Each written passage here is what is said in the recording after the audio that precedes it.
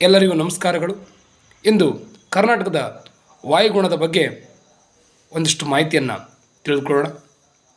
ಕರ್ನಾಟಕದ ವಾಯುಗುಣವು ಉಷ್ಣವಲಯದ ಮಾನ್ಸೂನ್ ವಾಯುಗುಣವನ್ನು ಹೊಂದಿದೆ. ಈ ವಾಯುಗುಣದಲ್ಲಿಯೂ ಸಹ ಸಾಕಷ್ಟು ವೈವಿಧ್ಯತೆಯನ್ನು ಕಾಣಬಹುದು. ಈ ವೈವಿಧ್ಯತೆಗೆ ಹಲವಾರು ಕಾರಣಗಳಿವೆ.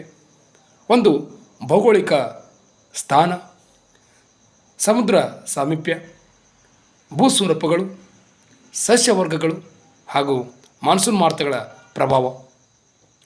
ಹಾಗೆ ಈ ವಾಯುಗುಣದ ಋತುಗಳನ್ನು ಸಹ ನೋಡ್ಬೋದು.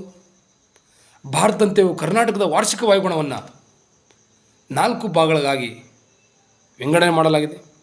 1 ಬೇಸಿಗೆ ಕಾಲ, 2 ನೈಋತ್ಯ ಮಾನ್ಸೂನ್ ಮಾರುತಗಳ ಕಾಲ, 3 ಮಾನ್ಸೂನ್ ಮಾರುತಗಳ ನಿರ್ಗಮನ ಕಾಲ, 4 ಚಳಿಗಾಲ. ಈ 4 ಋತುಗಳನ್ನು ಯಾವ ತಿಂಗಳಿಂದ ಯಾವ ತಿಂಗಳುಗಳವರೆಗೆ ಇರುತ್ತದೆ ಎಂಬುದನ್ನು ತಿಳಿಯೋಣ.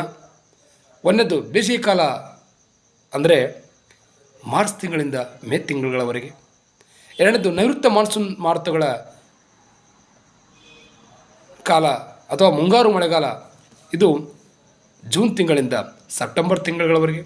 ನಂತರ ಮಾನ್ಸೂನ್ ಮಾರುತಗಳ ನಿರ್ಗಮನ ಕಾಲ ಅಥವಾ ಹಿಂಗಾರು ಮಳೆಗಾಲವನ್ನು ಅಕ್ಟೋಬರ್ ತಿಂಗಳಿಂದ ನವಂಬರ್ ತಿಂಗಳ.